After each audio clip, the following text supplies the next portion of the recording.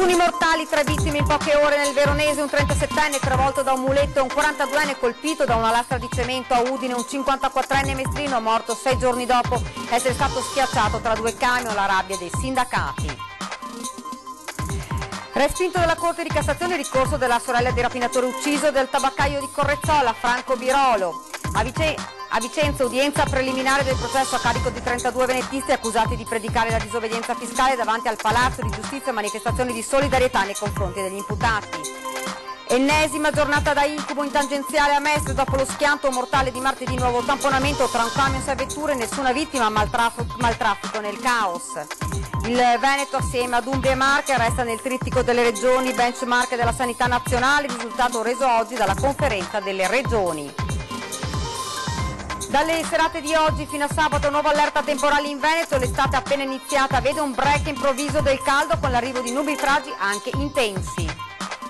Al Sacrario di Cima del Grappe si è svolta la cerimonia commemorativa nel centenario della Grande Guerra, una giornata che ha voluto ricordare anche la battaglia del Solstizio.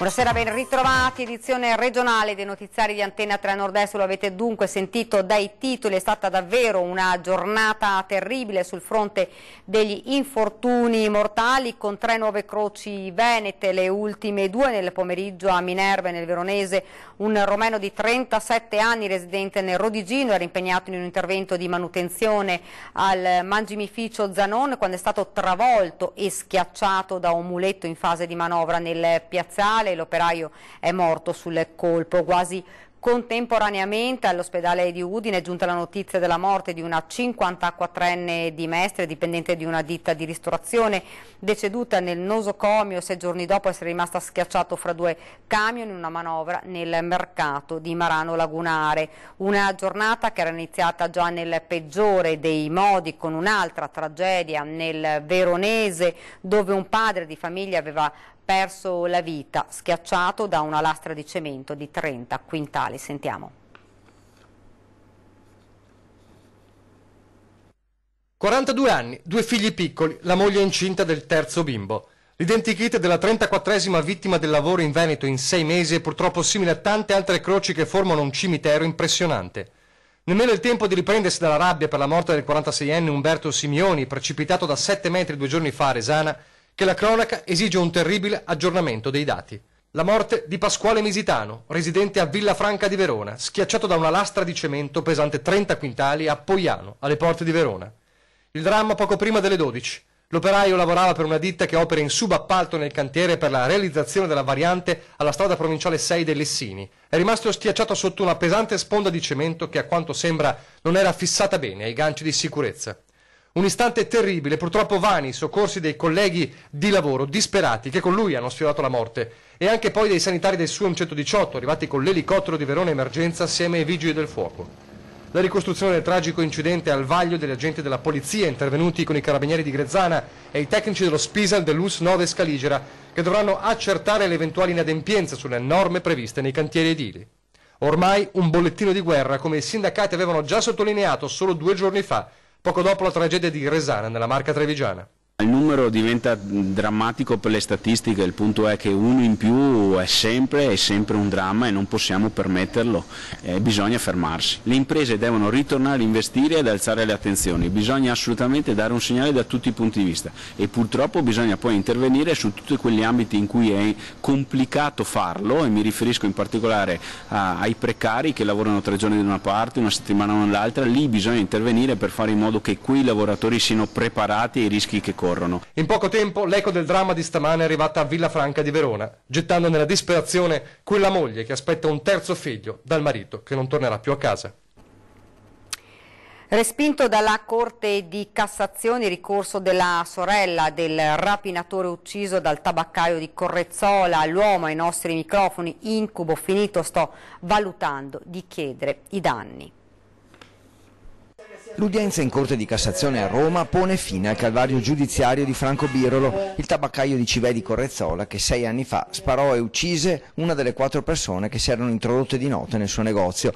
Dopo la condanna in primo grado e la soluzione in appello, la sorella dell'uomo colpito aveva chiesto di riaprire il procedimento e un risarcimento di 350.000 euro, richiesta giudicata inammissibile dai giudici. Il processo insomma finisce qui con la soluzione. È un sospiro di sollievo che dura ormai durata più di 6 anni, adesso c'è un momento di pacatezza perché appunto non si è più coinvolti col rischio di dover risarcire la sorella. La vicenda penale di Franco Birolo insomma si chiude qui definitivamente. Ora resta aperta la strada di un possibile indennizzo economico che ora possono chiedere i familiari della persona uccisa, ma anche lo stesso Birolo, che si riserva di farlo dopo essersi consultato con i suoi legali.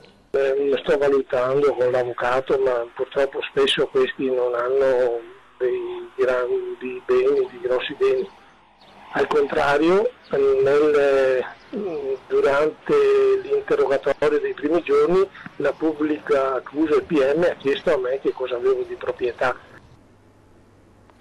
Venetisti chiamati in giudizio a Vicenza per istigazione alla disobbedienza fiscale. Fuori dal Palazzo di Giustizia scatta la protesta.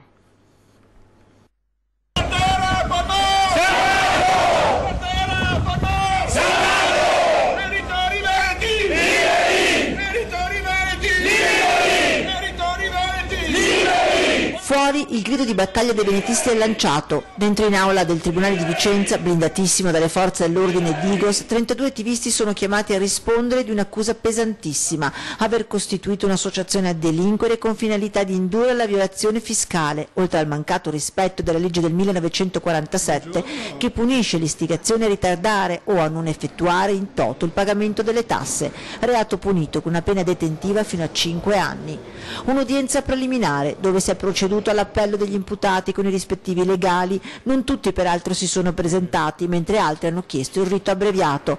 L'udienza poi è stata rinviata il prossimo 5 luglio. Intanto fuori continuava il sostegno. Patrioti veneti! Liberi! Patrioti veneti! Liberi! Patrioti veneti! Liberi! Un'inchiesta, quella che vede i venetisti imputati, che parte a fine 2015, coordinata dai pubblici ministeri di Vicenza con in testa il procuratore Antonino Cappelleri, e che portò ad un'operazione di polizia, carabinieri e guardia di finanza con sequestri di computer, documenti, materiale propagandistico, agende personali eseguite nelle abitazioni di quelli che oggi sono gli imputati. Gli investigatori della Digos Berica avrebbero individuato nel Comitato di Liberazione Nazionale Veneto e di 2 siti internet a lui legati un doppio livello: da un lato un'attività illecita che sarebbe stata dotata di uffici destinati a fornire consigli e tutela a chi avesse voluto evadere l'obbligo tributario, dall'altro la formazione di persone destinate ad effettuare azioni di resistenza, i cosiddetti gruppi di intervento rapido. Oggi 32 aderenti al Comitato di Liberazione Nazionale Veneto sono chiamati a rispondere di quei fatti. Seconda prova oggi all'esame di maturità per quasi 7.500 studenti vicentini. Sentiamo. Tutto viene dalla liberazione di Piazza San Marco, non erroneamente come chiamata occupazione, ma liberazione da parte dei Serenissimi nel 97 di Piazza San Marco. Un'azione gloriosa fatta da questi patrioti, senza la quale noi oggi non saremmo qua a parlare di indipendenza. Così, a più di 20 anni dai fatti, Patrizia Badì rivendica la continuità di quell'azione dimostrativa. Moglie del costruttore del Tanco, imputata al processo del Tanco 2 e fondatrice dell'alleanza coi Serenissimi, Badì è oggi sottoposta a nuove accuse. Questo non è un processo giudiziario, questo è un processo prettamente politico. Per inciso è un processo che vuole andare solamente a bloccare il diritto inalienabile del popolo veneto a rivendicare la sovranità sulla nazione veneta, sancita e ratificata, quindi è legge dello Stato. Tra i 32 imputati anche Maurizio Bedin è accusato di associazione a delinquere e istigazione a non pagare le tasse. Invece è lo Stato stesso che ha ricevuto da noi le notifiche che noi esistiamo come Comitato di Liberazione e le leggi sui movimenti di liberazione esistono e loro lo sanno benissimo,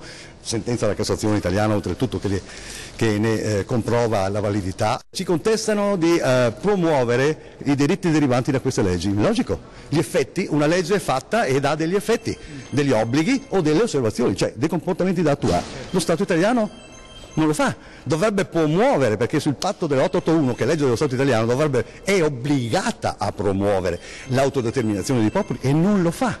È obbligata a riconoscere l'autodeterminazione dei popoli e non lo fa. La battaglia verso l'indipendenza del Veneto continuerà anche in altre sedi, promettono gli attivisti. Abbiamo già interpellato la Corte internazionale dell'Aia. Farò di tutto quello che è nelle mie possibilità perché questi processi vengano portati alla Corte internazionale contro i crimini, perché questi sono crimini che stanno perpetrando nei nostri confronti.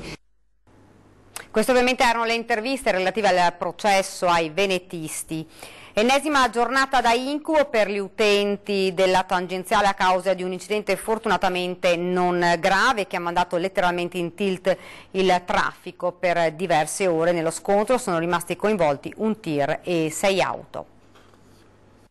Un camion di traverso in tangenziale e 6 auto che per evitare il mezzo pesante si tamponano a vicenda. Si è rischiato nuovamente il peggio stamani lungo la tangenziale di Mestre all'altezza della stazione di servizio della Bazzera in direzione Trieste. Fortunatamente i feriti, 3 in tutto, hanno riportato traumi lievi e a parte qualche botta resterà loro il ricordo di un grande spavento. Per chi in quel momento era in strada si è palesata invece una nuova mattinata da incubo. Il traffico paralizzato ha fatto registrare code fino a 10 km. Rallentamenti e stop imprevisti anche in direzione Milano all'innesto fra la A27 e la tangenziale, ma in questo caso per quella malsana abitudine di fermarsi a guardare cosa accade ignorando il pericolo d'essere d'ostacolo e di causare brusche frenate. Il traffico intenso si è riversato sulla viabilità alternativa e solo verso mezzogiorno la situazione è rientrata nella normalità.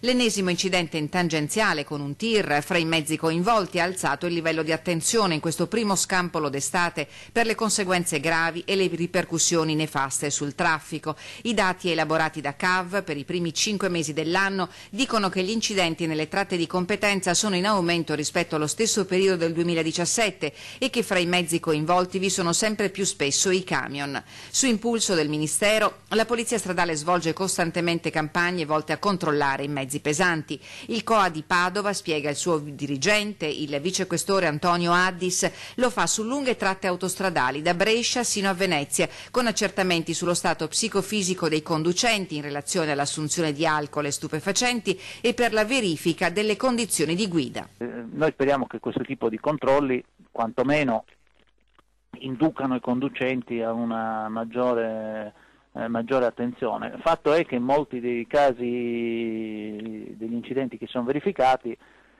sembrerebbe aver giocato un certo ruolo importante anche il caso. I casi aumentano con l'aumentare del traffico. Questo. Ed ora ci spostiamo nel Padovano, aumentano i controlli della polizia nelle aree di servizio dell'autostrada per proteggere i vacanzieri e le loro auto, ma in questo caso l'attività si trasforma in una grossa operazione antidroga. Sentiamo perché.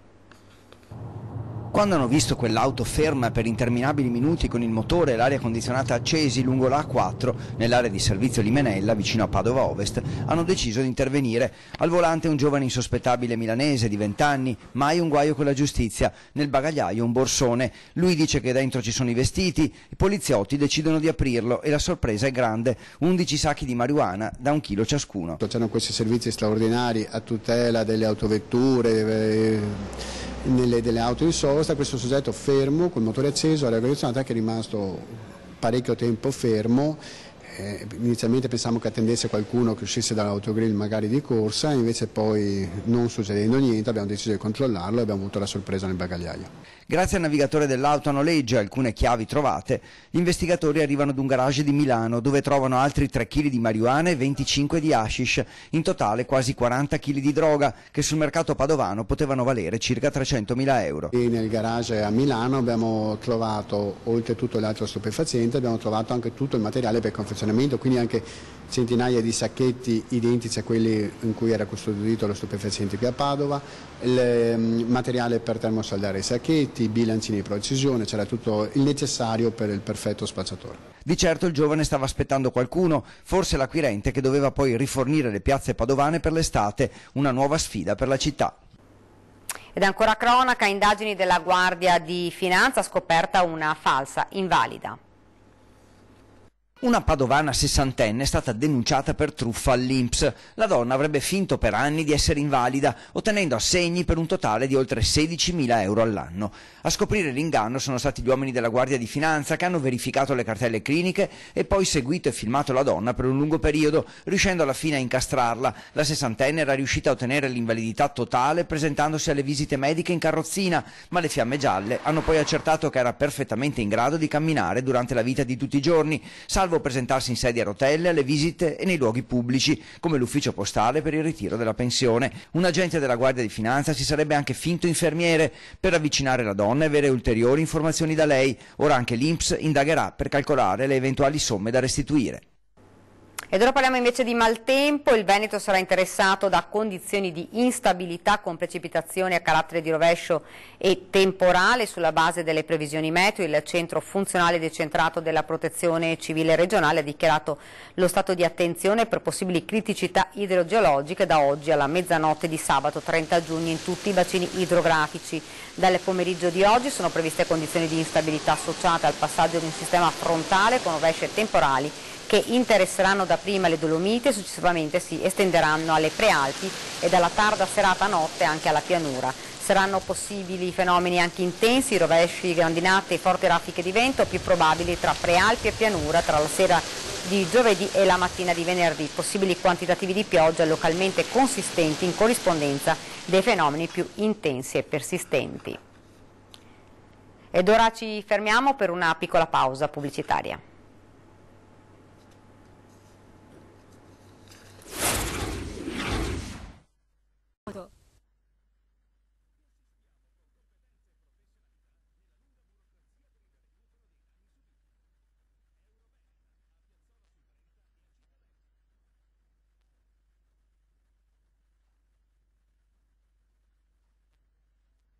Siamo tornati nuovamente in studio con l'edizione regionale dei nostri notiziari. Veneto, Umbria e Marche anche quest'anno si confermano tra le prime 3 regioni benchmark in sanità. Lo ha reso noto oggi la conferenza delle regioni, segnandole come le migliori sanità italiane, con modestia ma anche con altrettanto orgoglio, dice il governatore Luca Zaia. Ritengo si tratti di un riconoscimento che la sanità veneta si è meritata con i risultati clinici, con l'organizzazione in continuo aggiornamento, con il rispetto pressoché di tutti i parametri nazionali in materia, con l'impegno per la razionalizzazione della spesa e la lotta agli sprechi, con il lavoro quotidiano per progredire nel cammino delle cure e delle nuove tecnologie. Dunque in Veneto, che continua ad essere nel trittico dei migliori in tema di sanità, e questo nonostante i problemi dovuti ai tagli.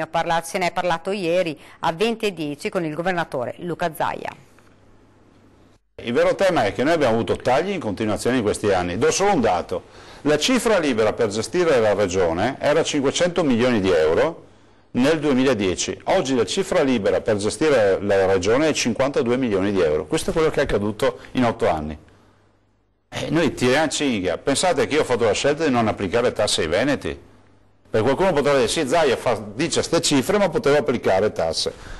Io questo mandato lo voglio chiudere senza tasse. Non preleviamo ogni anno dalle tasche dei veneti 1 miliardo 179 milioni di euro. 1 miliardo 179 milioni di euro che non preleviamo. Come? Non applicando l'addizionale IRPEF. In Veneto non si applicano i ticket della sanità. Adesso tutti stanno a come? Ma io paga il ticket? Sì, ma sono i ticket stabiliti dalla legge nazionale, poi la regione ha la facoltà di applicare il ticket. Tutte le regioni li applicano, in Veneto ha scelto di non applicarli, quindi in Veneto si applicano i ticket di base previsti, imposti dalla legge nazionale. Qualcuno dice, potresti fare a meno di applicarli? No, ma dico anche perché no, perché nel 2010 io addirittura ho fatto un ricorso contro il nostro governo, contro un ticket. Per cui c'è anche la coscienza a posto, io li ho portati in Corte Costituzionale e ho perso, perché la Corte ha detto che io sono obbligato ad applicare i ticket nazionali. E continuiamo a parlare di sanità perché c'è un nuovo passo avanti per la sanità veneta anche nella lotta ai tumori. Lo IOV inaugura il servizio di radioterapia nell'ospedale di Schiavonia a Monselice, installati 3 nuovi macchinari, 3 gioielli per i clinici, 2 di questi sono unici in Italia. Non è fantascienza, è scienza. Il nuovo bunker di radioterapia dello IOV, inaugurato nell'ospedale di Schiavonia a Monselice, rappresenta un deciso passo in avanti nella lotta contro i tumori. 12.700.000 euro, quasi totalmente finanziati dalla Regione Veneto. 2 macchinari, la tomoterapia applicata a molti tumori pediatrici e questa Simultac, unici a livello nazionale. Gioielli, non esitano a definirli i medici dello IOV, cui brillano gli occhi e che emozionati raccontano di avere trovato nuove energie, perché la cura di queste malattie richiede tanta passione. Tutti siamo orgogliosi di questo avuto traguardo e tutti dobbiamo esserlo, sia da amministratori pubblici che da utenti, direi. L'orgoglio è quello di garantire sempre più delle prestazioni di qualità. Ed eccoli questi macchinari, un acceleratore lineare, in totale sono 4 allo IOV. Una radioterapia guidata dalle immagini. Tenete presente che noi praticamente eroghiamo un trattamento da 1 metro di distanza con la precisione di 1 millimetro. Una tomoterapia e una Simultac, strumentazioni uniche in Italia. Di tomoterapie ne sono montate solo altre 3 in tutta Europa e tra gli impieghi maggiori ci saranno quelli sui bambini che necessitano di trapianto di midollo. Attualmente si fa una total body irradiation, questo farebbe una total marrow irradiation, cioè un'irradiazione del solo midollo osseo. E questo qui consente il risparmio nettamente di organi sani come i polmoni, i reni, le stesse ghiandole salivari che possono dare problemi di bocca secca, per esempio. Un altro deciso passo in avanti per la sanità veneta. Abbiamo cure innovative, macchinari innovativi come questi di oggi. 2 di questi macchinari sono primi a livello nazionale, le prime macchine a livello nazionale, e siamo sempre più puntuali nella cura dei tumori. Al Sacrario di Cima del Grappa si è svolta la cerimonia commemorativa nel centenario della Grande Guerra, una giornata che ha voluto ricordare anche la battaglia del solstizio. Sentiamo.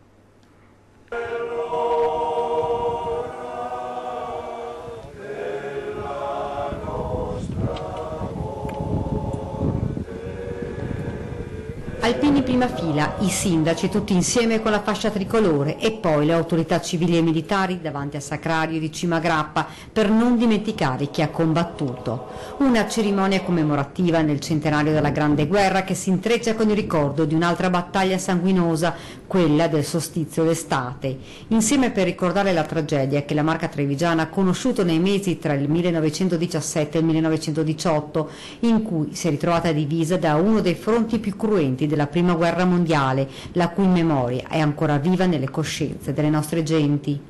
Momento colmo di emozione quando sono state depositate le corone commemorative in onore a tutti i caduti, rispettivamente alla tomba del generale Gaetano Giardino e al cimitero austro-ungarico, come segno di fratellanza fra i popoli. Il Grappa, il Montello, il Piave, ha detto il presidente della provincia Stefano Marcon, le nostre terre insanguinate da una guerra definita grande non per la sola portata strategica, ma per le numerose vittime che in pochi mesi fecero scomparire la differenza fra le parole vincitori e vinti. Il Sacrario come simbolo per raccontare l'orrore di un grande conflitto mondiale, portando un messaggio di pace attraverso il ricordo, la storia ed il contesto di quello che è avvenuto e che non deve più ripetersi. Ed è davvero tutto per questa edizione del nostro telegiornale, vi lascio alle previsioni del tempo, grazie davvero per averci seguito, buona serata.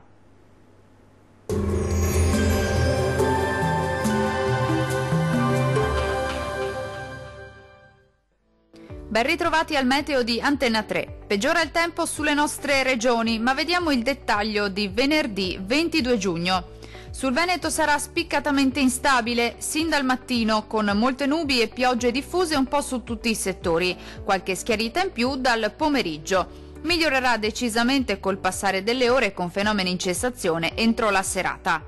Temperature in lieve ripresa, con minime comprese tra 14 e 20 gradi, massime oscillanti invece tra 23 e 26 gradi.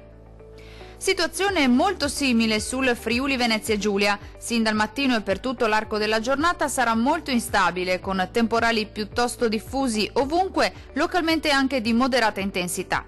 Tuttavia andrà via via migliorando col passare delle ore. Temperature minime comprese tra 16 e 20 gradi, valori massimi oscillanti invece tra 22 e 26 gradi circa. Raggiungiamo infine il Trentino Alto Adige. Poche variazioni, molte nubi ovunque con cielo spesso coperto, rovesci e temporali sparsi ma frequenti un po' su tutti i settori. Fenomeni in cessazione entro la nottata, salvo per qualcuno ancora residuo.